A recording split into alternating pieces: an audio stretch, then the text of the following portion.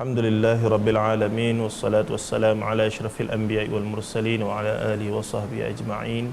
Allahumma fassalli wa sallim ala abdika nabiyil karim Muhammadin al-Mustafa sallallahu alaihi wasallam, khataman nabiyyin wa siddiqin wa syuhada'i wa salihin wa sunna ulaika rafiqa, amma ba'd.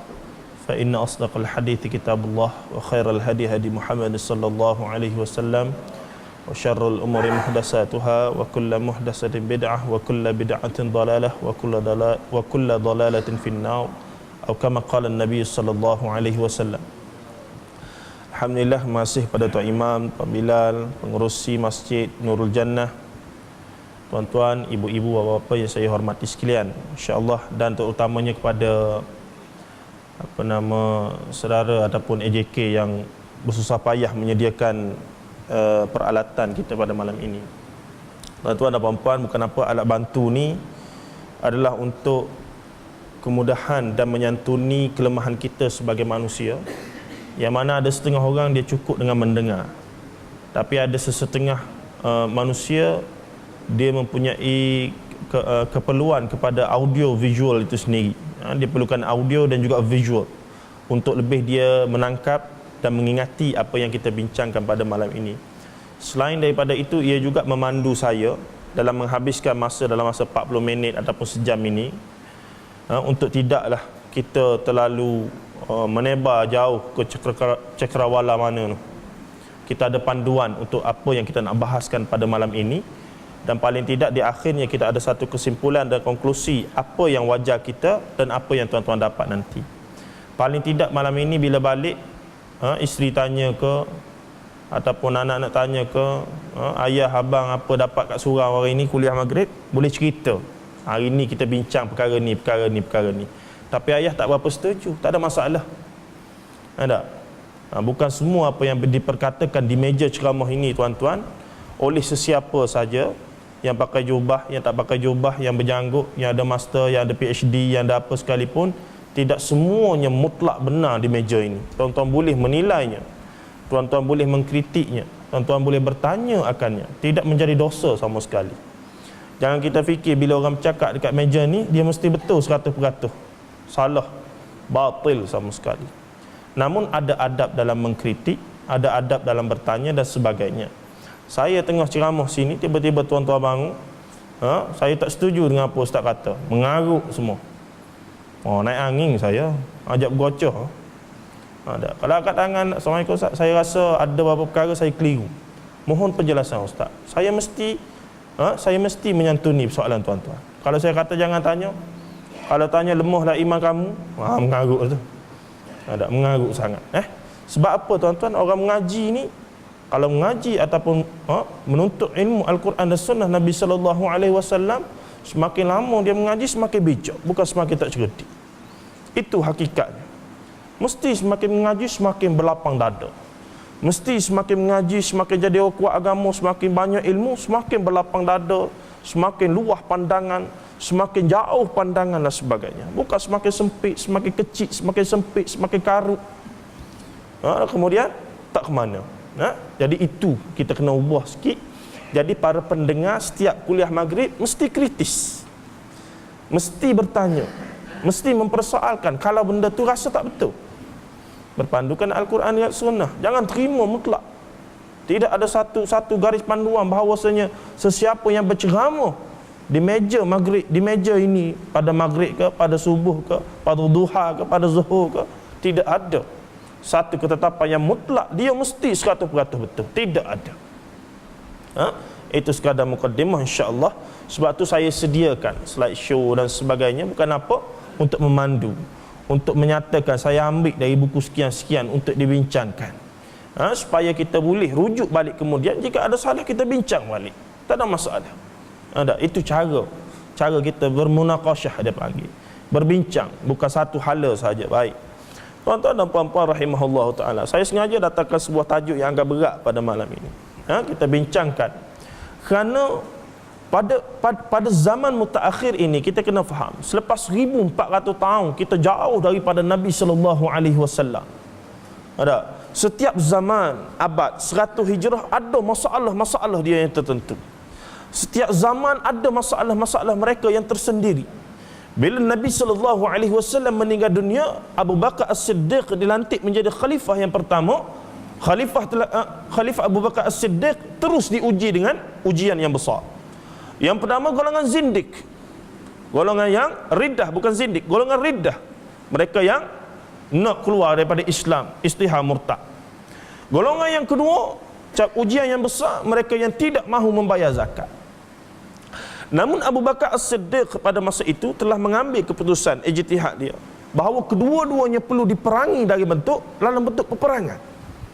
Walha memang dosa riddah murtad memang dalam syariat hukum hudud memang kena bunuh setelah nasihat dan sebagainya, ada beberapa prosedur. Tapi hukum tidak bayar zakat tidaklah sampai kepada perlu untuk dibunuh, berperang, tuan-tuan. Secara umumnya kalau ikut teks.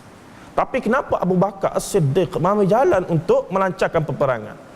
Kerana pada masa itu Abu Bakar As-Siddiq telah melihat masalah itu bukan sahaja dari sudut perspektif dakwah dan juga syariat. Tidak.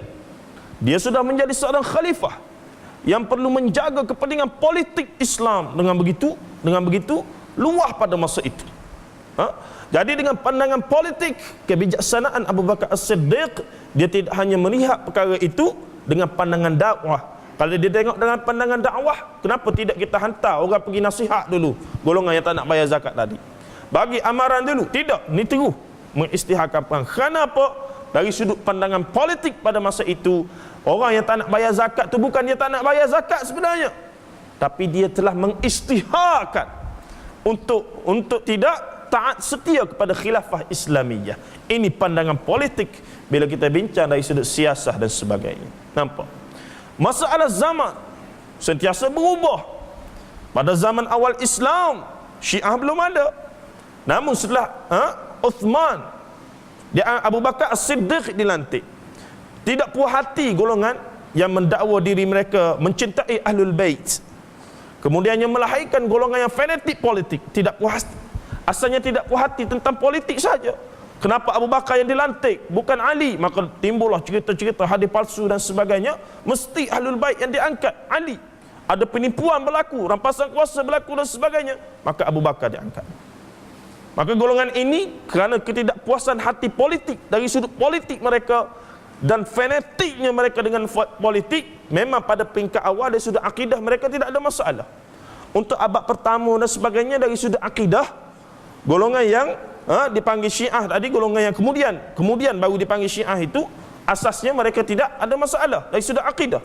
Tetapi kerana terlampau kemudiannya berlakunya penciptaan hadis-hadis palsu untuk menyokong hujah politik mereka, ketaksuban kepada ideologi bahawa Ahlul Bait yang sepatutnya diangkat menjadi khalifah, akhirnya melahirkan golongan Syiah yang melampau dengan mereka cipta hadis-hadis maudhu' untuk mengangkat golongan ataupun ideologi mereka.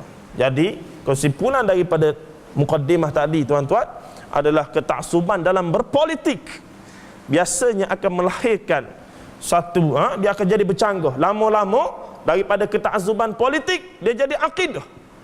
Bila dah mula berlakunya penciptaan hadis-hadis palsu dan sebagainya daripada ketaksuban politik awalnya, akhirnya dia menjadi akidah. Maka lahirlah akidah yang dia letak sebagai imam dua belah itu adalah satu keperluan, kewajiban.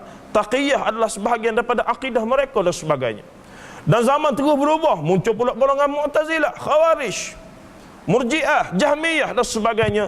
Maka zaman terus berkembang, Islam terus berkembang, dan masalah zaman terus berkembang, di mana ulama-ulama kemudian terus berijtihad, menulis, mengarang, memberi pencerahan kepada ummah dari zaman hingga 1400 tahun. Dan ini dibuktikan, tuan-tuan, dengan begitu banyak sekali lambakan penulisan ulama-ulama Islam. Kalau sekadar cukup dengan Quran dengan sunnah, apa guna para ulama menulis berpuluh-puluh jilid kadang-kadang?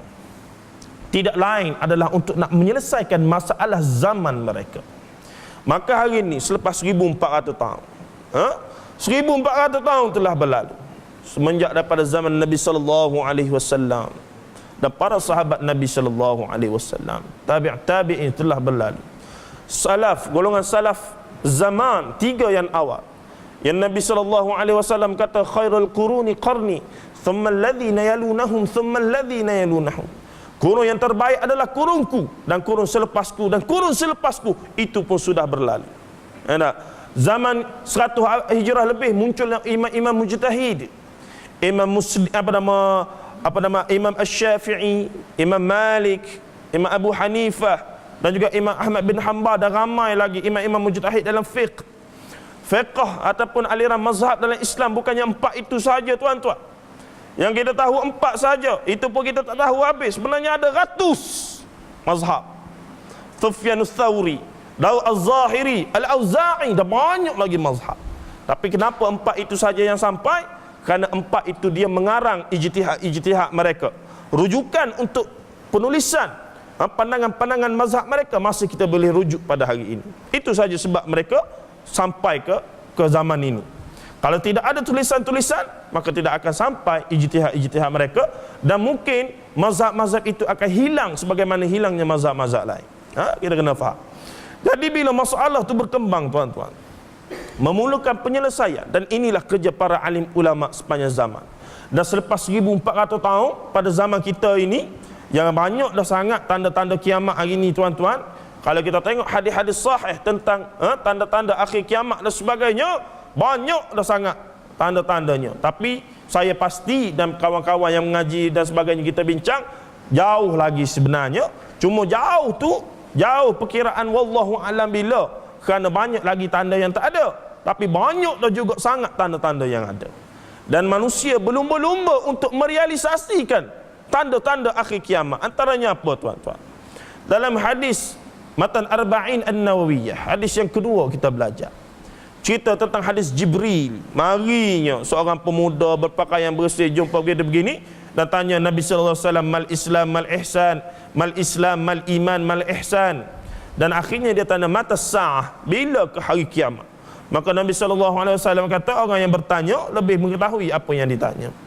Dan Nabi Jibril pun tanya, apakah tanda-tanda dia? Maka Rasulullah pun jawab, bila ibu-ibu melahirkan tuan dia sendiri, dan bila mana orang yang miskin duduk di padang pasir berkaki ayam, pera kambing, tapi berlomba-lomba untuk membina bangunan-bangunan yang mencakar langit. Subhanallah.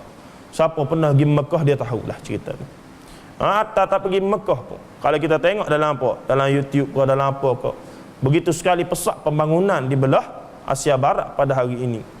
Yang asalnya mereka itulah disebut sebagai, dalam hadis tu, orang tak kaki ayat, orang tak pakai kasutnya, pera unta, pera kambingnya dan sebagainya. Hari ini mereka kaya raya dan berlomba. Jadi Tuan Guru Dr. Abdul Basit Abdul Rahman, musyrif pondok Sungai Durian, dia selalu pergi Mekah. Dia kata ke apa Arab, Asyik Arab tu, dia kata, kenapalah korang ni berlomba-lomba merealisasikan hadis Nabi, kenapa? Dia tanya balik, kenapa? Bukan dia orang tak tahu hadis Nabi itu, tapi dia orang Arab lagi, besar di tepi tempat Nabi lagi, Mekah tu, di Madinah tu dan sebagainya, tapi mereka merealisasikan hadis-hadis Nabi. Dan inilah antara banyak tanda-tanda akhir zaman. Cuma nak bagi tahu sebagai mukadimah tadi, tuan-tuan, selepas 1400 tahun, tuan, segala masalah yang kita sebutkan tadi, aliran pemikiran yang pelbagai, gerakan politik yang melampau dan sebagainya, semuanya ada di zaman kita ini. Selepas 1400 tahun, golongan Syiah, Murji'ah, Mu'tazilah yang hari ini boleh dikiaskan sebagai golongan liberal dan sebagainya, mereka berkumpul di zaman kita. 1400 tahun, masalah 1400 tahun berhimpun di zaman ini, tuan-tuan. Berhimpun di zaman ini. Masalah apa kita tak jumpa hari ini? Masalah apa yang ada dalam sejarah kita tak jumpa hari ini? Ada berlaku. Betul tak betul ni? Setuju ke tak ni? Ada berlaku. Ini menyebabkan, tuan-tuan, memanglah kita mengaji ni di kuliah maghrib, kuliah subuh ni, alhamdulillah konsisten, istiqamah, tapi sebenarnya tidak berapa cukup. Perlu lagi lebih, tuan-tuan. Perlu lagi lebih. Pengajian-pengajian yang bertarafkan Al-Quran dan Sunnah Nabi SAW, dan mesti kita sendiri rasa, pegang, jamu, tilik apa itu hadis, apa itu Al-Quran Nabi SAW, apa itu Sunnah Nabi SAW. Pergantungan kita yang terlampau kepada orang-orang alim, ustaz-ustaz, yang akhirnya menyebabkan kita jauh daripada Quran dengan sunnah itu sendiri, kerana kita rendah diri, kita jahil. Ya, pada awalnya kita jahil, tapi ia tidak menghalang kita untuk sendiri untuk tahu. Bila kita bergantung pada manusia, bila kita tanya, "Hei, mana engkau dapat hujah ni? Mana engkau dapat amalan sekian-sekian?" "Aku ambil daripada ustaz aku." Dia kata gitu, "Aku ambil daripada ustaz aku." "Ustaz engkau ambil daripada mana?" "Daripada ustaz dia." "Ustaz kepada ustaz engkau ambil daripada mana?" "Daripada tok guru dia." "Tok guru dia ambil kat mana?" "Rasanya dalam mimpi." Masalah. Dia tak pakar, tuan-tuan. Setiap apa sahaja yang kita nak nisbahkan pada agama, khususnya dalam hal-hal akidah, usul akidah dan usul ibadah. Ibadah yang kita buat rutin, ritual, mesti ada nas yang jelas daripada Al-Quran dan sunnah Nabi sallallahu alaihi wasallam. Tidak lebih, tidak kurang, mesti menepati. Inilah yang kita jauh sangat, kita rasa jauh sangat daripada agama. Kenapa? Kerana kita tidak pergi sendiri. Kita tidak cari ustaz-ustaz yang bawa kita pergi ke situ. Saya nisbahkan, tuan-tuan, hari ini dengan persoalan yang pelbagai masalah ni dalam agama, luar agama, kehidupan seharian dan sebagainya, kita seolahnya kata satu batang sungai, kita dak kira kenapalah sungai ni kotor sangat, kenapa sungai ni teruk dia punya keladak lah, apalah begitu begini, dihilir sungai ni, dihilir sungai ni. Namun kita tak pernah terfikir, kenapa aku tak balik pada hulu sungai ni, tengok apa masalah sebenar. Masalah duduk di hulu sungai ni, tuan-tuan. Kita kena balik di hulu sungai ni. Makanya satu lagi perumpamaan yang saya nak kongsi, kita kena Islam pada hari ini secara umumnya dengan melalui jendela, melalui pintu. Kalau agama tu sebuah rumah, kita kena Islam ni melalui jendela, melalui tingkap. Ada orang kena Islam melalui jemaah tabligh, ada orang kena Islam melalui jemaah sufi, ada orang kena jemaah daripada jemaah salafi, ada orang kenal daripada jemaah, macam-macam jemaah. Mereka kenal Islam daripada tingkap yang begitu banyak sekali. Yang dalam tingkat-tingkat itu ada tokoh-tokoh yang mereka kagum kadang-kadang. Namun sebenarnya Islam itu mesti dikenali daripada pintu dia. Apa dia pintu dia? Taraktu fikum amraini lam tadillu ma in tamassaktum bihima, kitab Allah wa sunnat nabiyyi. Islam mesti dikenali daripada pintu agama. Apa dia pintu agama? Kitab Allah wa sunnat nabiyyi. Itu pintu agama. Kalau kita kenal melalui jemaah-jemaah yang pelbagai, tidak selesai masalah kita, tuan-tuan. Tidak selesai. Tidak selesai. Kerana kita mengenal melalui pintu dan tokohnya, kita tak datang daripada kita tidak mari daripada daun pintu yang dua itu, yakni Quran dan sunnah Nabi sallallahu alaihi wasallam. Dan kunci kepada pintu itu tidak ada lain adalah yang terlalu kita jauh daripadanya, termasuk ustaz-ustaz pun yang ceramah kadang-kadang, penguasaan bahasa Arab turath. Bahasa Arab kita panggil bahasa Arab bahasa Arab tinggi, untuk menguasai apa yang dibincangkan dalam Al-Quran dan sunnah Nabi sallallahu alaihi wasallam, memerlukan penguasaan bahasa yang bagus. Ini yang saya sendiri pun lemah dalam bab ni. Rasa aib, tuan-tuan, rasa aib kadang-kadang. Tapi tak apa, dengan umur yang ada, saya kita tanam iktiqad bahawa suatu hari saya akan fasih dan menguasai bahasa Arab dengan sebaiknya, insya-Allah. Mohon doa sikit, tuan-tuan, aminlah sikit. Baik. Bapalah naik angin malam ni. Tak bergerak lagi slide ni. Baik, jadi dalam banyak-banyak masalah ini, antara lain, kalau kita tengok mutaakhir ini, bukan mutaakhir, hampir 100 tahun, 200 tahun telah berlalu. Bila mana berlakunya apa yang dinamakan sekularisme, berlakunya ghazwatul fikr, perbahasan ataupun bergolakan pemikiran, pertemuan pemikiran dalam Islam. Idea-idea barat datang. Setelah barat mendapat manfaat daripada tamadun Islam yang hebat, kemudian mereka telah mencipta dan menjadi kuasa dunia pada hari ini dari sudut ekonominya, peradabannya, dari sudut ekonomi, dari sudut pendidikan dan sebagainya. Lantas mereka melahirkan idea-idea mereka sendiri yang kita borong pada hari ini. Jadi timbullah mereka-mereka yang mempersoalkan tentang apa yang diajarkan oleh Islam. Ada mereka yang berbaju luar daripada Islam. Ini kita tidak pelik. Bila Orientalis ini para ilmuwan di barat yang mengkaji tentang dunia timur, khususnya Islam, dan mereka mengkaji itu untuk masuk yang pelbagai. Antara lain kerana apa? Kerana kepentingan keduniaan yang berbentuk ekonomi. Ini berlaku bila mereka mengkaji tentang tanah Melayu, dia mari jajah tanah Melayu, dia ambil hasil masuk tanah Melayu, dia bawa balik ke sana. Dia jadi kaya raya, dan boleh dikatakan jalan-jalan dan bangunan-bangunan yang hebat yang ada di sana. Tidak lain, ada kita punya saham daripada negara kita pada hari ini, tuan-tuan. Kalau kita betul belajar sejarah. Ada. Begitu sekali, ada juga memang dia kaji kerana kecenderungan dia pada ilmu. Barat terlalu sukakan ilmu, dia tahu pentingnya penguasaan ilmu. Bahkan kalau kita baca hikayat Abdullah Musi, dia menceritakan bagaimana Stanford Raffles pada masa itu yang menjadi residen Singapura membawa balik begitu banyak sekali kitab-kitab, manuskrip Melayu ke negara British. Yang hari ini masih tersimpan di sana. Dan ada 2 buah kapal yang bawa yang akhir sekali tenggelam bersama Stanford Raffles di tengah jalan. Dalam perjalanan dia nak balik dan bawa itu. Bermaksud tuan-tuan, bila dia ambil sumber-sumber ilmu ini hari ini, sarjana-sarjana kita, saya ambil master dalam bidang sejarah dan tamadun Islam. Hari ini sarjana-sarjana kita, ilmuwan-ilmuwan kita nak kaji tentang nenek moyang kita sendiri, ulama-ulama, penulisan dia, kehebatan mereka. Terpaksa pergi ke mana? Terpaksa kepada School of Oriental and African Studies, SOAS, di University of London. Dan terpaksa pergi kepada Leiden di Belanda. Terpaksa pergi ke belah-belah barat dan menghabiskan ribuan, puluhan, ratusan ribu ringgit untuk membiayai hanya untuk ambil master dan PhD. Tidak lain untuk menguntungkan mereka semula. Dan mereka takkan bagi dah tuan-tuan benda tu. Al-Quran yang pertama diterjemah, Alkitab, Bible yang pertama yang diterjemahkan daripada bahasa Inggeris ke bahasa Melayu menggunakan tulisan Jawi, yang menterjemahkan perkataan Lord kepada Allah yang pertama kali dibuat oleh Abdullah Musi, ada masih tersimpan di University ataupun di Library of London. Masih ada lagi.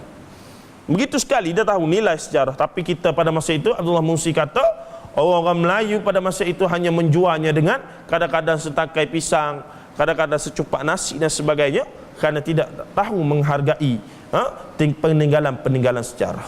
Nampak? Dan akhirnya hari ini kita terpaksa berlutut pada mereka. Jadi tuan-tuan, mutakhir ini daripada, kalau orientalis yang mempertikaikan, kita tak pelik. Begitu banyak pakar hadis yang membuat indeks hadis yang pertama, orientalis daripada Jerman. Ini dunia barat yang begitu cintakan ilmu. Dia mengaji benda yang kita tak terfikir kenapa dia, apa kepentingan dia mengaji. Dan menjadi kebiasaan di barat. Mereka yang menguasai lebih daripada 5-6 bahasa. 5-6 bahasa tu main-main je. Itu betapa mereka, dan kita tak pelik kerana hari ini kenapa ekonomi mereka pegang, kenapa dari sudut keilmuan mereka pegang dan sebagainya. Memang kita akan ikut dia sampailah suatu hari dunia itu terbalik, kerana sebelum itu dunia Islam lah begitu. The golden age of Islam pada zaman Abbasiyah, itu zaman kegemilangan Islam. Setelah itu berpindah ke Andalus. Kemudian bila Andalus runtuh, berpindah kepada Turki Uthmaniyah dan sebagainya. Itu zaman kegemilangan keilmuan Islam yang makin hilang dan berpindah ke barat kemudiannya pada hari ini. Tuan-tuan, macam mana ni? Letih dah ceramah macam ni. Minai dulu. Semangat tu. Sebenarnya sepatut malam ni saya ke UiTM. Ada syarahan daripada Syekh Hamzah Yusuf, seorang tokoh yang besar daripada Amerika. Walaupun kita banyak tak setuju daripada manhaj dan sebagainya, tapi banyak idea-idea dia yang boleh kita terima. Al-hikmatu dhalatul mu'min. Hikmah itu barang yang hilang daripada orang Islam. Ambillah daripada mana engkau nak. Tak ada masalah. Bila kita dengar, kita ikut seorang tokoh, bukan bermaksud kita setuju dengan semua benda yang dia buat. Kita ikut apa yang bersesuaian dan sesuai, adapun kita rasa benar di sisi Al-Quran dan Sunnah Nabi sallallahu alaihi wasallam. Baik. Bila ramai mempersoalkan, kita tak pelik. Dan di sini ada persoalan yang paling parah lagi bagi mereka yang beragama Islam, mengucap dua kalimah syahadah, semayang. Tetapi sebenarnya dari sudut pemikiran mereka, mereka menerima dan begitu takjub dengan pemikiran-pemikiran yang luar daripada Islam. Contohnya ideologi materialisme yang digagaskan oleh Marxis. Ataupun kemudiannya datang Lenin dan sebagainya, banyak ideologi komunisme dan sebagainya. Ini isem-isem yang cuba memisahkan Islam yang tulen berdasarkan Al-Quran dengan Sunnah dengan kehidupan seorang Muslim. Secara zahirnya kita tengok dia Muslim, dia semayang, mungkin dia puasa dan sebagainya, tapi dalam beberapa perkara pemikiran dia jauh daripada apa yang diajarkan oleh Al-Quran dan Sunnah Nabi SAW. Baik, dalam banyak-banyak persoalan, dan buku ini sangat baik untuk tuan-tuan ada baca dan sebagainya, sudah diterjemah dalam bahasa Melayu. Sebuah buku kecil, handout kecil saja, harga dalam 5-6 ringgit, diterbitkan oleh Sahabat Islamic Media. Dia adalah terjemahan daripada buku Dr. Zakir Abdul Karim Naik, seorang tokoh pendakwah daripada India, tokoh perbandingan agama yang diharamkan masuk ke dalam banyak negara termasuk UK dan sebagainya. Kenapa? Setiap kali berdebat dia menang, tak pernah kalah. Dan setiap kali dia buat program, berduyun-duyun orang masuk Islam, termasuk di Malaysia, tuan-tuan. Kalau ada rakaman dalam YouTube, memang dia berdebat. InsyaAllah setiap program dia ada orang melafazkan syahadah. Subhanallah, subhanallah. Kita yang duduk di meja ni kadang-kadang guna nama pendakwah bebas, penceramah bebas, macam-macam bebas lah. Kalau tanya berapa ramai dah masuk Islam, hari tu nyari-nyari, tapi belum lagi, tak jadi. Dr. Zakir Naik tak perlukan apa-apa. Dia hanya perlukan satu mic saja. Dia perlukan stage, mic yang bagus, sound systemnya. Dia akan berhujah sehingga non-Muslim patah hujahnya dan masuk Islam. Dan berapa ramai dah padri-padri yang kalah hujah pada pedang hujah beliau. Subhanallah. Jadi dalam suasana negara kita yang komposisi kaumnya yang pelbagai, yang hakikatnya kita tak boleh nak nafi dah, negara ini memang kita kongsi. Walaupun mungkin kita boleh klaim daripada sejarahnya yang panjang, Melayu adalah tuan walaupun datang kemudiannya. Antara yang terawal membuka dan membina tamadun di sini, kita boleh kata, kita boleh berhujah. Tapi hakikatnya perkongsian itu telah ada. Kita belik teks-teks sejarah, sirah dan sebagainya, tak tahu bila memang tiba-tiba Malaysia, tanah Melayu ni dah bercampur semua dari awal lagi. Nah, namun di sana kenapa? Antara lain mereka yang masih terperangkap dengan dogma bahawasanya masuk Islam itu masuk Melayu. Kita pun pelik. Antara lain, saya tak boleh nak salahkan kita juga, kerana non-Muslim bila dia nak masuk Melayu, dia nak mengucap dua kalimah syahadah, dia pun pakai baju Melayu, pakai plekat. Jadi keluarga dia tengok-tengok masuk Melayu dah. Ada. Kita pun kena ajar dia, kalau nak masuk Islam tak payahlah pakai baju Melayu apa semua ni, tak ada masalah. Jadi dia tu bila masuk Islam nak pakai baju Melayu tu kenapa? Ada, tak perlu sebenarnya. Dan itu telah memberi persepsi yang negatif pada keluarga dia, bahawasanya masuk Islam adalah masuk Melayu. Itu persepsi yang sekian lama. Walha mad'u dakwah kita di sekeliling. Dan bila saya forum dengan Ustaz Abdullah Bukhari Al-Hafiz, salah seorang guru kita, saya tanya apakah sunnah Nabi SAW yang paling besar yang semakin dibiarkan, semakin tidak dipandang, semakin tidak diamalkan, iaitu berdakwah kepada non-Muslim. Dakwah yang asal dalam Islam adalah dakwah Islamiyah, dakwah kepada non-Muslim. Yang kita buat di ceramah apa semua ni kepada sesama Islam kita, itu dinamakan dakwah Islahiyah, reform, dakwah untuk mendekatkan Islam kepada iman, untuk meningkat lagi kefahaman tentang Islam, itu Islahiyah.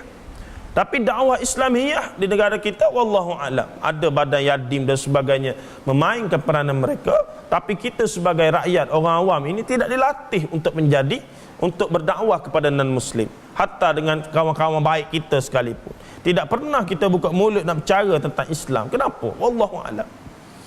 Saya cubalah beberapa kali dengan siapa-siapa pun, tidak ada apa, kita bincang tentang perkara-perkara umum, memulakan perbualan dan sebagainya. Subhanallah. Kita cuba. InsyaAllah. Jadi dalam buku ini tuan-tuan ada 20 persoalan. Saya ada 4 soalan yang berkaitan dengan wanita, sesuai dengan tajuk kita pada hari ini, kedudukan wanita dalam tamadun pra-Islam. Apakah bagaimanakah wanita itu dipandang? Kenapa? Kerana pada hari ini ada suara-suara yang berbunyi, yang saya sebutkan golongan tadi, daripada barat, yang memandang dari sudut hak asasi manusia, daripada Islam sendiri di tanah air kita, sistem in Islam, berbicara tentang hak kesamarataan. Dia tak panggil keadilan, dia panggil hak kesamarataan. Kalau orang lelaki boleh, kenapa wanita tak boleh? Dan banyak lagi golongan-golongan yang cenderung kepada idea-idea liberalisme. Kita nak kata liberal betul pun wallahu alam, tapi mungkin kecenderungan dari sudut idea itu. Baik, antaranya ada 4 soalan. Yang pertama, kenapa lelaki muslim dibenarkan mempunyai isteri ataupun mempunyai isteri 4 orang sekaligus dalam satu masa? Ini topik yang cukup hot di negara kita. Kalau bincang bab ni, tuan-tuan cerah putih mata walaupun kuliah subuh. Tak seronok sangat, tak tahu kenapa. Tak seronok sangat orang kita ni. Baik, yang kedua, soalan dan hujah kritikan golongan ini adalah kenapa hanya wanita diwajibkan berhijab memakai tudung kepala.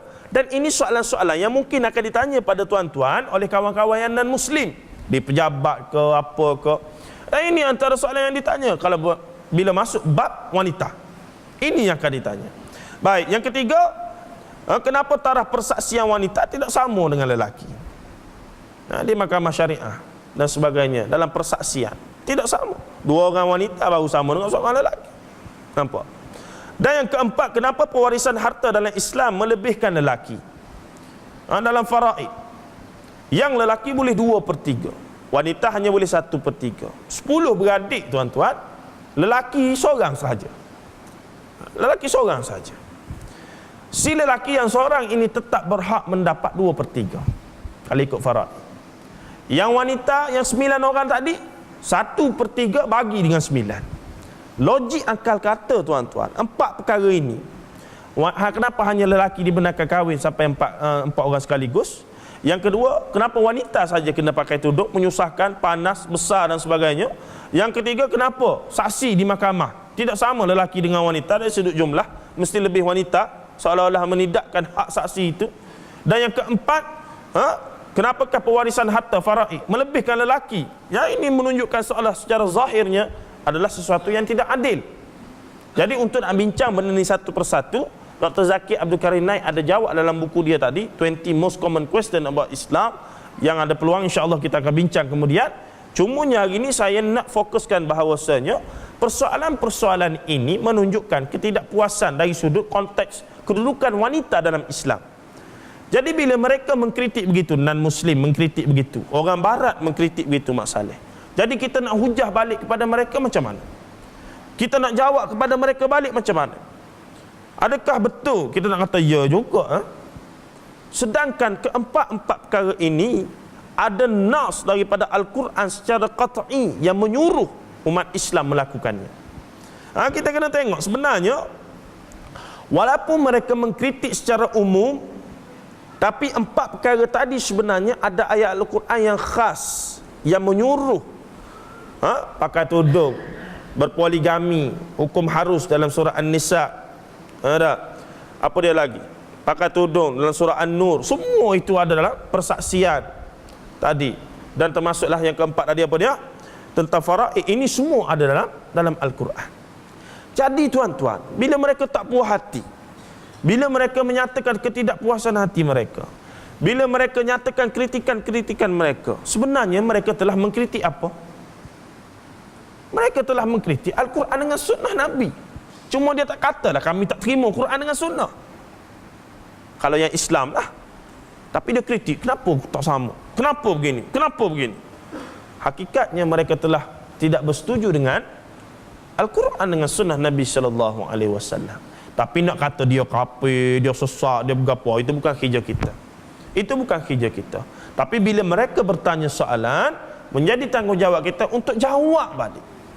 Untuk kita cari satu jawapan selain daripada untuk menguatkan akidah dan iman kita, dan kita juga boleh menjawab kepada mereka. Ada. Jadi macam mana tuan-tuan? Boleh ke tak ni? Jadi untuk jawapannya secara laju, masa pun ada 10 minit je lagi tu. Untuk 8.45. Tak boleh lama-lama benda ni. Kena. Jadi kedudukan wanita dalam tamadun dunia sebelum Islam. Sebelum Islam lagi, kita kena tahu. Sebelum Islam datang kepada Nabi SAW di Jazirah Arab pada masa itu.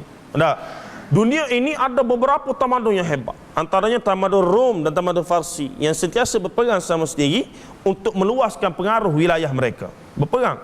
Tapi menjadi satu kepelikan bila mereka tidak terliur langsung untuk nak menakluk Jazirah Arab, Mekah dan Madinah dan sebagainya. Kerana pada masa itu Mekah dan Madinah hanya pada pasir sahaja. Maksudnya kalau dia pergi perang pun tak ada faedah. Sebab tujuan untuk nak perang, meluahkan kuasa dan sebagainya, untuk nak menambahkan hasil masa negara. Ada tanah-tanah yang subur dan sebagainya. Dia tak tahu tanah Arab hari ni banyak minyak. Ada banyak minyak, dia tak tahu zaman tu. Hari ni yang duk perang sangat tu sama sendiri di Syria apa semua tu, saya suka baca perspektif yang berbeza daripada yang kita duk cerita pasal mazhab, perbalahan apa nama begitu begini. Sebenarnya bila kita tengok teliti betul-betul, antara lain hujah yang saya suka cenderung adalah semuanya berkisahkan tentang minyak. Kalau kita nak bincang tentang perang yang berlaku di Asia Barat hari ini, kita kena tahu politik minyak dulu, politik bisnes minyak di Asia Barat tu, baru kita boleh faham kenapa tak selesai-selesai masalah di Iraq, berapa tak selesai-selesai masalah di Syria dan sebagainya. Yang pertembungan Syiah dengan Sunni dan sebagainya, itu hanyalah kita kata sebagai asbab-asbab yang diciptakan. Tapi hakikatnya yang lebih mendasar, menyebabkan peperangan tak selesai, campur tangan daripada Amerika, blok sosialis dengan blok sosialis Cina, Rusia dengan Syria itu sendiri, parti apa nama si Bashar Assad tu dengan Amerika dan tak selesai tu, antara lain kerana minyak. Itu kita kena baca lebih sikit lagi. Baik. Jadi di sini tuan-tuan, selain daripada tamadun Rom dengan tamadun Farsi, tamadun Cina dengan India sudah wujud lama sebelum Islam hari. Itu kita kena tahu. Itu kita kena tahu. Sebelum Islam hari, Nabi SAW menerima wahyu, tamadun Cina dengan India telah lebih lama lagi membentuk satu tamadun dunia yang hebat. Sebab tu penciptaan kertas daripada China yang digunakan kemudiannya dan sebagainya. Nampak? Baik, kita tengok dalam tamadun Babylon, kita nak tengok martabat wanita saja hari ni, supaya lepas ni kalau orang tanya, orang kata tengok tu Islam sentiasa tidak adil kepada wanita, kita pun boleh jawab. Kita boleh jawab, kita ada hujah, yang ilmiah. Sebab tu sejarah tuan-tuan sangat penting. Kenapa? Sejarah menjadi jawapan kepada persoalan-persoalan pada hari ini. Bila kita belajar sejarah dan kita menguasai fakta-fakta sejarah, kita mampu berhujah dengan mereka yang mempersoalkan kredibiliti Islam pada hari ini dengan tuntas. Dengan tuntas kita boleh menjawabnya. Kerana sejarah akan menjawab bagi pihak kita. Fakta sejarah akan menjawab persoalan-persoalan yang muncul pada hari ini. Baik, kita tengok yang pertama secara laju.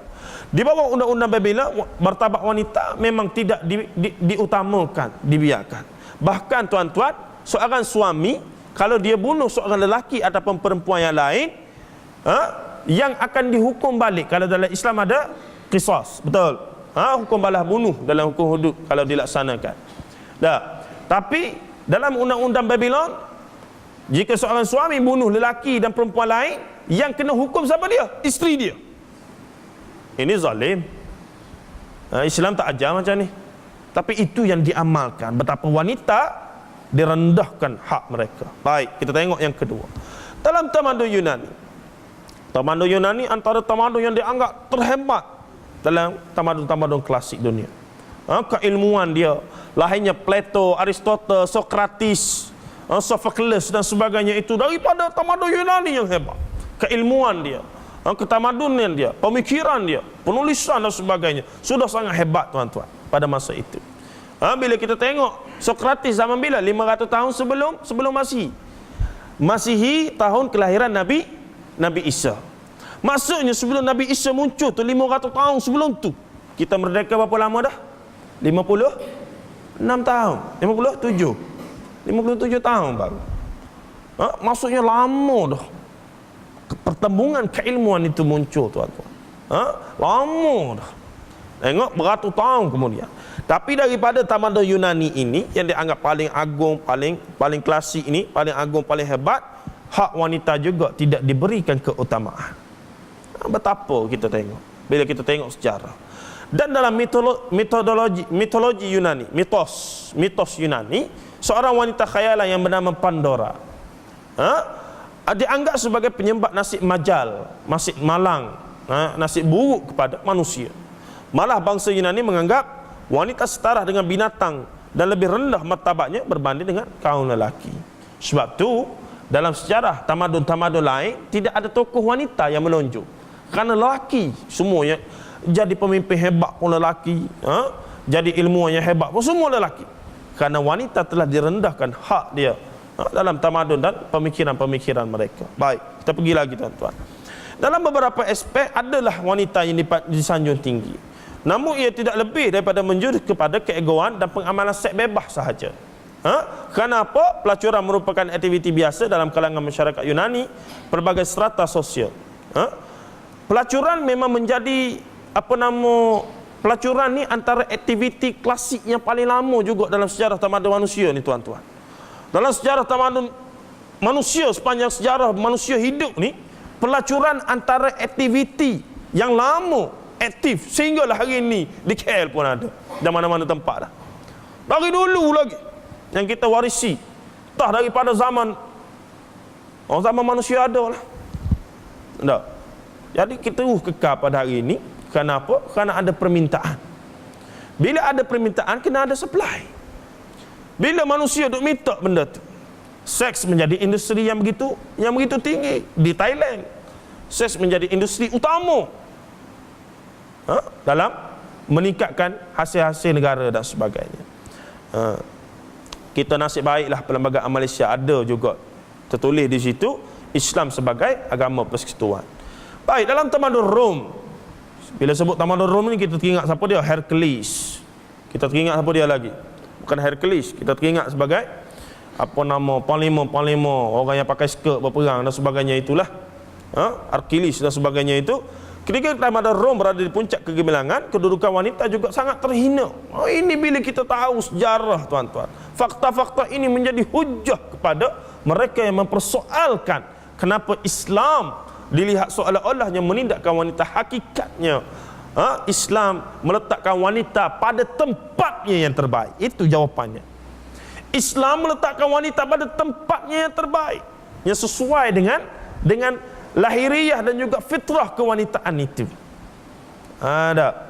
Saya bentang slideshow ni di masjid dekat rumah saya, Sarjana Utama. Ada pula seorang tanya. Saya buka sesi soalan, dia tanya, apa pandangan tentang wanita menjadi MB? Sudah tu. Payah soalan tu nak jawab dah tuan. Berpusing saya, pusing. Tak payah tanyalah.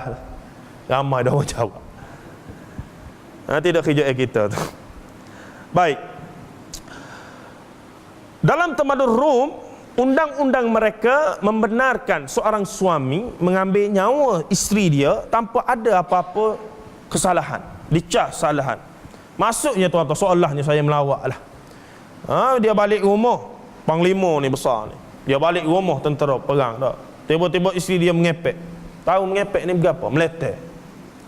Serabut mu ni, dia ambil pedang pancung, tak ada masalah. Dia kahwin lain pula. Tidak menjadi dosa dalam masyarakat mereka. Hak wanita begitu sekali dihinakan. Tapi Islam tidak pernah membezakan nyawa lelaki ke wanita. Bila melibatkan nyawa, kalau kita belajar maqasid syariah al-khamsah ad-daruriyah, nyawa tu bawa agama tuan-tuan. Islam yang perlu dijaga. Yang kedua, syariat Islam menjaga nyawa manusia, hatta dia non-muslim sekalipun. Islam menyuruh nyawa mereka dijaga. Tu baru kita faham kenapa syariat Islam itu terbaik untuk kita. Jadi selain daripada itu, sebagaimana dalam tamadun Yunani dan lain tamadun, pelacuran memang berleluasa. Pelacuran ni dia ada peringkat yang atasan, peringkat yang bawahan. Golongan feudal dengan pelacuran golongan atasan, dan orang-orang bawah ni aktiviti itu secara orang bawah begitu. Baik. Dalam tamadun Mesir kuno, zaman-zaman Firaun dan sebagainya, wanita juga dianggap sebagai simbol kejahatan dan syaitan. Demikian juga pelacuran begitu berleluasa dalam masyarakat mereka. Baik, kita pergi laju. Ini menarik. Tuan-tuan dan puan-puan, syariat kita berkahwin pada hari ini, syariat Islam, perlukan ialah mazhab Syafi'i kata ada rukunnya, perlu ada suami, perlu ada walinya, perlu ada maharnya, perlu ada akadnya dan sebagainya. Beberapa syarat tu yang perlu yang syarat wajib sah nikah tu tuan-tuan, itu sebenarnya tradisi itu yang kemudian menjadi syariat Islam. ada meminang dulu dan ada syariat bertunang dan sebagainya, itu sebenarnya kita terima daripada amalan jahiliyah lagi. Masyarakat jahiliyah sebelum Islam telah menerima, telah kita kata mengamalkan perkara tersebut, dan kemudian bila Islam mari, kerana amalan tradisi itu tidak bercanggah dengan Al-Quran, dengan sunnah Nabi sallallahu alaihi wasallam, maka ia diterima, diaplikasikan, diserap, diasimilasikan untuk kita amalkan sampailah pada hari ini. Apa yang boleh kita belajar daripada hari ini, daripada kes ini? Salah satu yang boleh kita belajar adalah bahawasanya perkara-perkara yang melibatkan adat istiadat, resam dan sebagainya, selagi mana ia tidak bercanggah secara mutlak dengan Quran, dengan sunnah, boleh kita amalkan. Gapo dia tuan-tuan? Tu kain sarung tuan-tuan pakai tu sebagai contoh mudah. Tak ada masalah lah kita pakai. Ada baju Melayu. Kalau tidak, kena pakai jubah belaka lah kita hari ni. Padahal Rasulullah tak pakai jubah macam ni. Ada betapa Islam itu anjal dalam satu konteks dan sangat ketat hanya pada dua perkara, akidah dan ibadah. Itu kita kena faham. Yang lain-lain tertaluk pada perubahan. Apa nama Rasulullah kata, antum a'lamu li umuri dunyakum, kamu lebih faham dengan masalah, soalan-soalan ataupun isu-isu dalam kehidupan kamu. Dalam isu lain, dia panggil dalam istilah fiqh, dia panggil sawabit dan mutaghayyirat. Sawabit benda yang kekal sampai bila-bila, mutaghayyirat benda yang boleh berubah. Benda yang boleh berubah. Kain sarung, baju Melayu, songkok dan sebagainya, itu tak ada masalah, tradisi yang wajar kita kekalkan. Bahkan hari ni kalau orang nak mari sembahyang, dia pakai tanjak tu. Tahu tanjak tuan-tuan? Tak ada masalah, tak batas sembahyang, cuma kita tengok pelik lah. Apa sah pula pakcik ni pakai tanjak, bawa kerih mari sembahyang. Tu jelah pelik dah, tapi sah sembahyang dah sah, tak ada masalah. Namun kita kata, tak sah mu sembahyang ni, duk pakai tanjak apa benda ni? Tak sah sembahyang dia, tak ada masalah. Itu kita kena faham. Mari pula seorang pakai seluar jing. Seluar jing koyak pula tuan-tuan, tapi koyak bawah lutut. Kita pun tengok budak ni, tak sah mu sembahyang ni. Siapa dia kata tak sah? Cukup syarat kata. Cuma dia pakai seluar jing. Kesian lah kau jing tu. Tak ada masalah, kita kena bahas. Dalam Islam yang ketat sangat-sangat, yang tak boleh berubah, yang tidak ada, kita kata tidak ada toleransi langsung gitu-gini dalam bab akidah dan ibadah ritual. Semaya 5 waktu, sehari semalam, subuh 2, zuhur 4. Tiba-tiba mari seorang ustaz, dia kata, subuh 2 rakaat tak cukup. Siapa ajar 2 rakaat saja? Saya boleh wayu semalam 3 sebenarnya. Sudah. Itu petai lagi, jangan dengar lah, hambak lah daripada surah masjid. Jelas dia buat benda batil. Kerana terlalu banyak nas Quran dengan sunnah. Nabi secara ijma', ulama-ulama tidak pernah berkhilaf tentang jumlah rakaat solat. Kena faham tu. Tapi kalau seorang tu mari, dia kata, hang buat macam ni pun boleh. Kalau buat macam ni pun boleh. Ini mazhab ni kata, ini mazhab ni kata. Ikutlah. Itu lain. Itu perbincangan fiqh. Dia dibenarkan untuk berbeza. Tapi kalau seorang itu mari sebut zuhur 4 rakaat banyak sangat ni, sepatut kita buat 2 je. Ni nak masuk hijau lagi dan sebagainya, 2 rakaat sudahlah. Kacau tuan-tuan. Kenapa anda beza? Benda yang boleh kita berikhtilaf akannya dan benda yang tidak boleh kita berkhilaf tentangnya. Baik, kita teruskan insya-Allah. Allah, pukul 9.50 dah. Bagi saya 10 minit je lagi tuan-tuan. Sabar Apa dia? Tafsir dah? Tafsir saya berhenti. Sikit lagi 10 minit. Baik, dalam tamadun Arab pra-Islam, kalau kita tengok wanita memang juga direndahkan dia punya martabat. Tidak dibenarkan untuk jadi pemimpin apatah lagi dan sebagainya lah. Aktiviti pelacuran pun memang satu, aktiviti minum arak dan sebagainya memang satu aktiviti yang lazim. Cumanya memang ada tradisi menanam anak. Tradisi menanam anak, tapi hanya pada kabilah-kabilah yang tertentu, bukan semua. Kerana ada juga kabilah-kabilah kaum Quraisy, contohnya bangsawan dalam orang Arab, wanita mereka dimuliakan. Sebab tu Sayyidina Khadijah binti Khuwailid merupakan sahibul mal pada masa itu. Sahibul mal apa? Pemuda yang paling besar. Dia mempunyai suami yang kaya sebelum dia kahwin dengan Nabi sallallahu alaihi wasallam dan mewarisi harta yang sangat banyak yang kemudian yang perlu dia urus. Sahibul mal. Itu bermulanya saat pertemuan Nabi sallallahu alaihi wasallam dengan Siti Khadijah, bukan Siti Khadijah binti Khuwailid itu. Baik.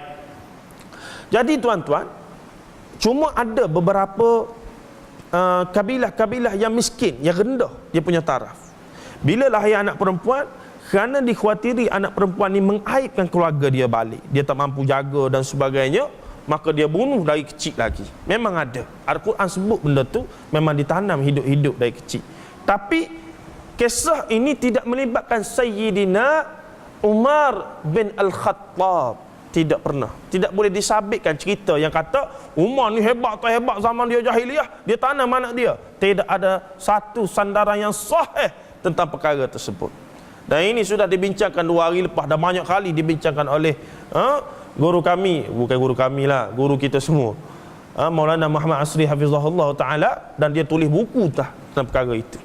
Dan ada unsur-unsur yang dilihat mereka-reka, dan ianya memang disebut-sebut dalam ceramah banyak tuan-tuan. Tapi kalau kita tanya ambil daripada mana tu, kitab mana tu, tidak ada seorang pun boleh membuktikan daripada mana sandaran itu diambil. Jadi Sayyidina Umar Al-Khattab tidak pernah membunuh anak dia, kerana anak dia kemudian yang wanita besar mulai-mulai Allah. Ada beberapa orang lagi, ada anak-anak dia yang besar kemudiannya, itu kena baca buku Maulana Asri Hafizahullah, dia tulis khas tentang perkara tersebut. Memang tradisi, saya nak jelaskan, memang ada tradisi bunuh anak, tanam anak hidup-hidup, memang ada. Tapi ia hanya kabilah-kabilah yang tertentu, yang miskin, rendah taraf dia, dan golongan bangsawan tetaplah, sebab mereka bangsawan, tetaplah dengan kemuliaan mereka diberi tempat. Dan Sayyidina Umar Al-Khattab bin Al-Khattab, dia tidak terlibat dengan pembunuhan tersebut. Tidak lain adalah untuk merosakkan reputasi Sayyidina Umar Al-Khattab semata-mata. Baik, kita tengok sikit lagi. Selain daripada itu, amalan pelacuran memang dilazimkan. Namun yang paling cantik untuk kita perhati sebagai penuntut adalah ada 4 kaedah dalam tradisi Arab jahiliyah dalam perkahwinan. Tadi kita sebut dah satu yang kita terima pada hari ini, iaitu seorang datang rombongan meminang, maka diterima, maka berlaku pertunangan, dan pada hari perkahwinan datangnya wali, datangnya yang nak berkahwin tu, ada maharnya, ada akadnya dan sebagainya. Itu diterima, kita kata hari ini, itu salah satu amalan yang juga pada masa itu. Dan bila kita baca teks ini, walaupun kita tak rujuk pada teks asal dan sebagainya, kita boleh assume bahawa amalan itu adalah kepada golongan-golongan atasan, bangsawan, golongan bangsawan, golongan mulia-mulia, maka mereka hidup dalam keadaan yang begitu. Tapi untuk golongan yang bawah sikit dan sebagainya, amalan itu tidak biasa. Ada 3 lagi kaedah bagaimana mereka berkahwin ataupun melakukan hubungan suami isteri dan sebagainya. Tuan-tuan akan terkejut bila tahu 3 perkara ni. Kalau yang dah tahu, duduk diam. Yang kedua, tadi kita sebut cara pertama untuk penutup ni. Ada 5 minit lagi. Seorang wanita berkata kepada isterinya, saya baca dalam buku Rahiqul Makhtum, Sirah Nabawiyah oleh Syekh Safiyur Rahman Al-Mubarakfuri. Ada terjemahan dia dalam bahasa Melayu yang agak bagus, yang saya pakai ini terbitan daripada Kemilau Publika, dan ada satu lagi yang lebih lama diterbitkan oleh Yadim, Yayasan Dakwah Islamiyah Malaysia, satu kitab Sirah Nabawiyah yang menggunakan manhaj penulisan hadis. Dia tulis sirah tu guna metod susunan kisah itu berdasarkan hadis-hadis sahih dan sebagainya, walaupun masih ada dibincangkan beberapa perkara tentang riwayat hadis, namun ia antara yang terbaik untuk bacaan kita, antara yang terbaik, lengkap, tebal, dan menggunakan manhaj penulisan hadis Nabi sallallahu alaihi wasallam. Baik. Yang kedua, seorang suami berkahwin tadi sudah elok. Bila seseorang tu dia nak berkahwin, dia telah berkahwin, seorang suami ni dia kata pada isteri dia, dia tanya isteri dia suci ataupun tidak lagi daripada haid. Maka bila suci, dia pun kata engkau pergi berjumpalah dengan si fulan, duduk dengan dia, bersetubuh dengan dia. Suami ni dia kata, dia tanya isteri dia, dah suci daripada haid ke belum? Isteri dia kata dah. Dan salah satu lagi tradisi orang Arab jahiliyah, wanita yang haid dianggap sebagai sangat kotor dan hina. Mereka mengasingkan tempat tidur. Kalau kita baca bagaimana Aisyah radhiyallahu anha meriwayatkan hadis, Rasulullah ketika dia haid, Rasulullah masih peluk dia. nak menunjukkan Rasulullah telah memecahkan amal adat istiadat orang jahiliyah dulu, anak jahiliyah, bahawa wanita haid ni sampai kena asinglah tempat tidur ni, dia anggap kotor. Islam tak menganggap begitu. Islam tak menganggap begitu. Boleh duduk bersama lagi dan sebagainya. Cuma yang diharamkan adalah bersetubuh, itu sahaja antara suami isteri. Baik. Temui si Polan, lalu mintalah dia untuk menyetubuhimu, kata suami tadi. Selepas itu suaminya tidak akan bersetubuh dengan isterinya, bahkan tidak menyentuhnya sama sekali, sehingga jelas terjadi kehamilan daripada persetubuhan dengan lelaki tadi. Suami ni suruh isteri pergi setubuh dengan orang lain, dan selagi mana tidak ada tanda-tanda kehamilan, dia tak akan sentuh isteri dia. Kacau tuan-tuan. Tak boleh terima kita benda ni. Sebab tu Islam tak terima ada istiadat ini. Rasulullah tak boleh terima, kerana ia menyalahi bukan saja Islam syariat yang mulia itu sendiri, tapi normal manusia pun tak boleh terima. Seorang suami suruh isteri dia bersetubuh dengan suami, dengan lelaki lain, jantan lain. Tujuannya apa? Untuk nak dapat anak yang bijak dan sebagainya. Ada macam kita pawah kambing lah, macam binatang pula, pawah kambing. Tahu pawah? Saya ada kambing Jamnafari seekor, buah ke Jamnafari yang besar. Tuan-tuan, kambing kampung nak ambil bakar Jamnafari ni, datang ke hantar ke rumah saya ibu tu, duduk sekejap, seminggu dua, hantar balik. Buntinglah dia, lahirlah anak kacuk. Jamnafari Australia dengan kambing kampung apa ni? Apa dia? Tak dengar. Kampung apa ni? Masjid Nurul Jannah ni lah. Jadi kacuklah dia. Tidak begitu tuan-tuan. Manusia ni dia mulia. Laqad khalaqnal insana fi ahsani taqwim. Allah Taala ciptakan manusia tu ahsani taqwim, sebaik-baik penciptaan. Nampak tu, Allah Taala muliakan. Itu amalan yang kedua yang diamalkan pada zaman jahiliyah. Ada dua lagi, kita cepatkan, ada seminit lagi tu.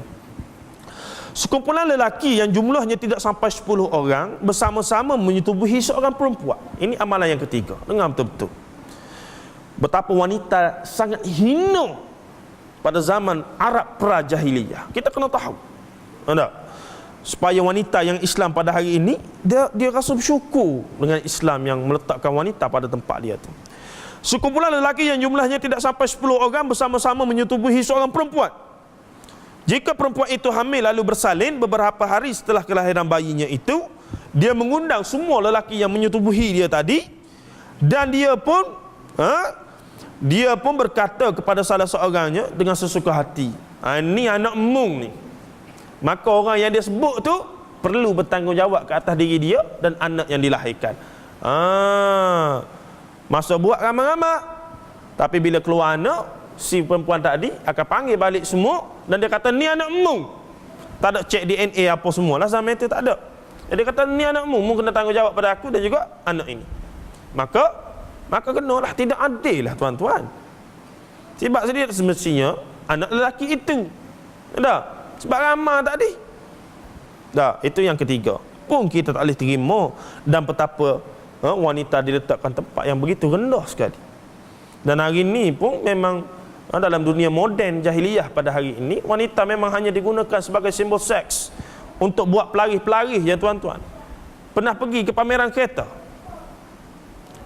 Tak mengaku. Pernah pergi ke tak? Tak, kereta Mercedes lah, apalah begitu. Ada gelek-gelek seorang. Duduk menonggeng, duduklah begitu gini. Kita pun pelik, apa fungsi kau ni? Apa fungsi dia tu duduk situ tu, duduk gelenok-gelenok situ tu. Kita pun tak faham, bawa anak ramai-ramai. Kita bawa anak nak tengok kereta lah apa. Nak tengok dulu ada Bumblebee mari, Transformers di PWTC. Kita bawa anak-anak kita pergi. Tengok-tengok duduk gelenok-gelenok, apa benda ni? Macam ikan duyung tak ikan duyung. Cuba fikir apa motifnya. Tak ada lain untuk nak seronok lah. Orang gitu dia tengok kereta, tengok tu, tengok kereta, tengok tu. Jadi dapat dua sekaligus. Komersial-komersial di dalam TV dan sebagainya, semua guna perempuan. Tidak lain, manipulasi perempuan, menggunakan sebagai simbol seks untuk menarik konsumer. Manipulasi tanpa sedar wanita yang bangga diri dia, jadi ratu cantik dan sebagainya. Sebenarnya mereka terkebelakang beratus ribu tahun dulu, di mana wanita diletakkan pada tahap yang paling rendah dalam peradaban manusia. Subhanallah. Islam tidak menilai wanita pada batang tubuh dan sebagainya, hatta manusia mana pun. Tapi Islam, Allah Ta'ala menilai pada takwa. Dan manusia dalam Islam menilai pada ilmu, pada otak ni, cerdik tak cerdik. Itu Islam. Beza. Baik, kita sudahkan. Dan yang terakhir sekali, yang pertama tadi menikah secara elok yang kita terima sebagai syariat. Yang kedua, seorang suami suruh pergi jumpa seorang lelaki duduk, bila hamil dia tak sentuh langsung, hamil kerana anak pawah tadi. Yang ketiga, sekumpulan lelaki duduk dengan seorang perempuan sehingga lahir anak. Si perempuan tadi pilih mana-mana lelaki dan dia kena bertanggungjawab. Dan yang keempat lagi teruk, tuan-tuan, wanita itu sama sekali tidak pernah menolak siapa pun yang ingin menyetubuhinya. Wanita ini disebut sebagai pelacur. Dia memasang bendera khusus di hadapan rumah pintunya sebagai tanda untuk para lelaki yang ingin melakukan hubungan seks dengannya. Jadi dia ni duduk dalam satu rumah, dia letak satu tanda bendera yang menandakan sesiapa saja layak untuk datang bila-bila masuk untuk datang bersetubuh dengan aku. Sign ataupun tanda, bila dia pacak bendera tu ataupun tanda apa-apa tu bermasuk, bila-bila masa pun siapa-siapa pun lelaki mari mana pun, kalau bila-bila masa pun nak mari duduk dengan aku, marilah. Dan apabila dia hamil dan bersalin, semua lelaki itu dikumpullah semula, lalu diadakan undian, mengundi. Ada. Ingat zaman kita je ada mengundi. Zaman tu pun mengundi dah. Bayi tersebut akan menjadi anak kepada nama orang yang keluar dalam undian dan orang itu tidak dapat menolaknya.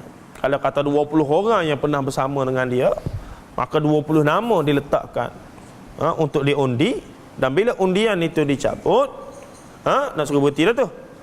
Undian dia dicabut, maka nama siapa orang itu, maka dialah kena bertanggungjawab. Tak pasal-pasal. Itu 3-4 perkara. Kesimpulannya tuan-tuan, terlalu hinalah perempuan, kedudukan wanita dalam tamadun-tamadun lain sebelum Islam mari. Dan bila Islam marilah, Rasulullah menggunakan wahyu Allah Ta'ala.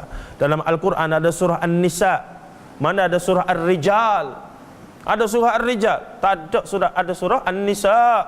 Allah Ta'ala muliakan wanita. Banyak ayat-ayat tentang wanita, jaga hak wanita dan sebagainya, hak mereka. Nak suruh berhenti dah tu, hak wanita dan sebagainya. Dan inilah bila kita tengok dari sudut perspektif tamadun, sejarah dan sebagainya, kita mempunyai hujah yang kukuh untuk berhujah dengan mereka yang kata Islam ni begini, Islam ni wanita ni begini.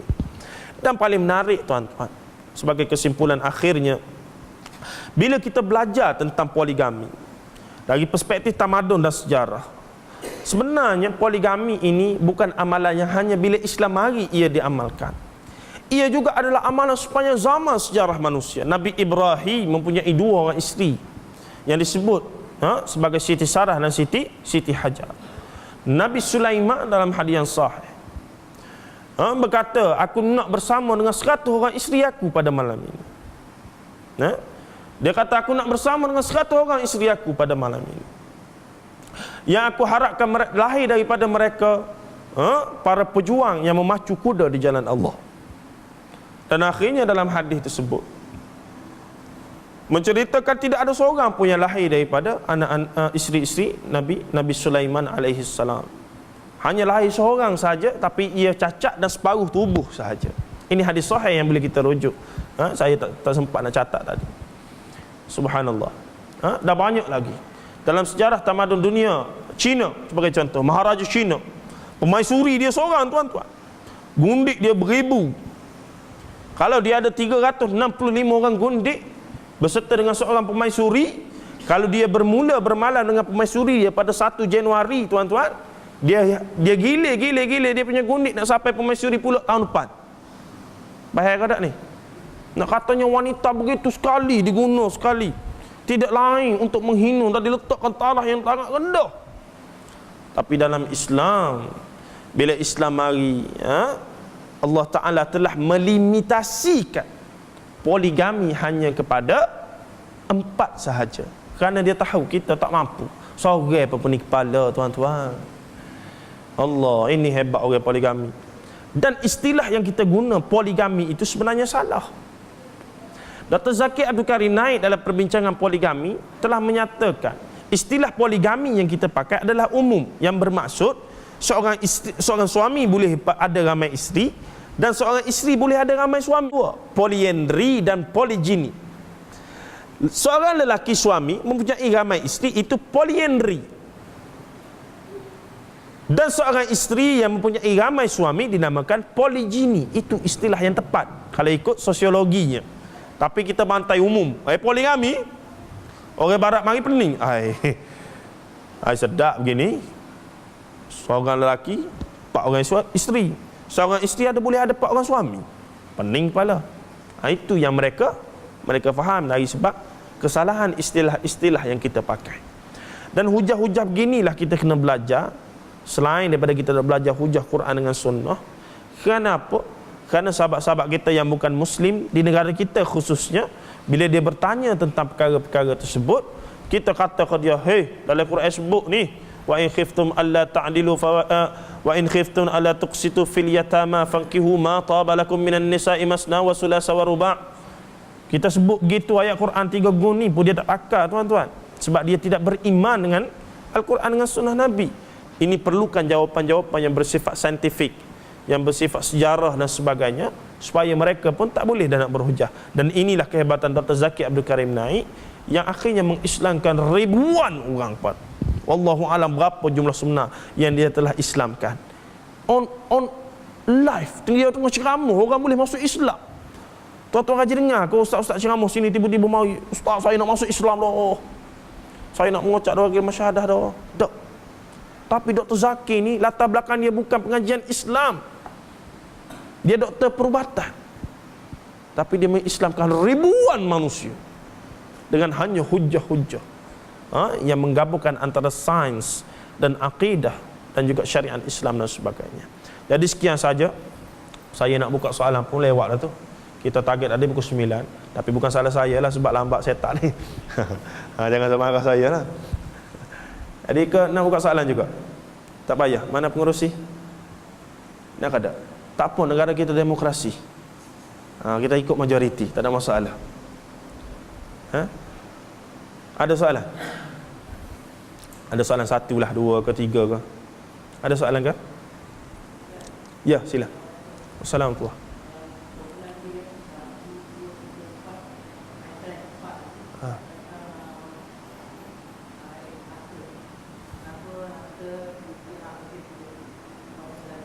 Baik, dia begini tuan-tuan, secara umum sempat pantas. Antara lain kita kena tahu, contohlah mudah, saya selalu pakai lah. Bila seorang, dalam satu keluarga kita adik-beradik, saya seorang lelaki, adik-beradik lain perempuan. Tuh. Adik-beradik perempuan ni, bila kematian suami dia, bila kematian suami dia dan sebagainya, mendaki tanggungjawab siapa untuk menjaga mereka sebelum mereka berkahwin dengan orang lain? Yang jantan seorang tu lah. Sebab tu faraid dia lebih pada dia secara hikmahnya. Ini masuk dalam maqasid syariah. Tak, bila anak mereka nak kahwin, siapa jadi wali? Bila ayah dia tak ada, adik ipar kita ni tak ada, siapa yang kena jadi wali? Kita lah. Maksudnya kelebihan yang besar itu berserta dengan tanggungjawab yang sangat besar. Bukan saja nak bagi. Tengok Allah Ta'ala punya CV. Jangan fikir kita punya CV. Nak lebih kena tanya ustaz yang faraid lah. Saya sebut umum gitu. Tak, nampak? Memanglah kita nampak boleh banyak. Sedaklah kita boleh banyak ni. Tapi bila adik-adik kita tu kematian suami dan sebagainya, menjadi tanggungjawab kita untuk jaga dia. Bahkan untuk jadi wali kepada anak-anak dia tu, kita lah pak saudara ni. Nampak situ? Maksudnya di sini hak yang besar yang Allah Ta'ala bagi berserta dengan tanggungjawab yang besar yang Allah Ta'ala akan tanya di akhirat esok-esok. Bukan sewenang-wenangnya. Okey tuan. Nak lebih lagi kena tanya ustaz yang faraid lah. Dia ada kira-kira dia begitu begini bla bla bla bla. Panjang cerita. Ada lagi ke satu soalan? Tak ada dah. Tapi dalam bab soalan ni muslimat selalu kesian. Ini saya tak setuju juga. Tak boleh tanya sama dia orang duduk belakang. Tapi tak apalah, insyaAllah kita ada soalan ke apa boleh sampaikan pada kawan kita. Dan minta maaf lah nampak lorak sikit pada malam ini. Kerana tidak lain, balik tadi siapa lewat, mani nak mari tu. Siapa pun lewat tadi. Lepas tu teringat pula, kenapalah aku pergi kata ya pagi tadi kepada sahabat kita.